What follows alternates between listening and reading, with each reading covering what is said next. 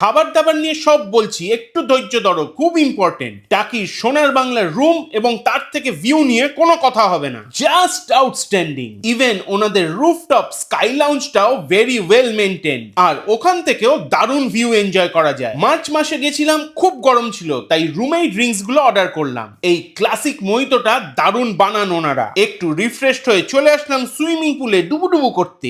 একদম, তুমি যদি ডুবুডুবু না করতে চাও তাহলে ওখানে বসে রিল্যাক্স করতে পারো। এরকম নদী দেখতে দেখতে সুইমিং পুলে স্নান করা যায়। যা, আমার মেয়ের চুলে কিছুতেই ফুলটা আটকালো না। ঘরে এসে দেখি খাবার দাবার হাজির। ওনাদের খাবার দাবারে একটু ঝাল মশলা নুনের অভাব থাকে, আর আমি 2-3 বার গিয়ে দেখলাম ওনাদের বাঙালি খাবারটাই মোটামুটি ভালো। এই নুন ঝালের ব্যাপারগুলো অর্ডারের সময় একটু বলে দিলে ওনারা সেভাবেই কাস্টমাইজ করে খাবারগুলো পাঠাবেন। বাট ডেজার্টে এই ব্রাউনি উইথ আইসক্রিম আর টুটি ফ্রুটি কোনোভাবে মিস করবে না। ওনাদের সার্ভিস কিন্তু আউটস্ট্যান্ডিং। হ্যাঁ, নৌকো চড়েছি তো।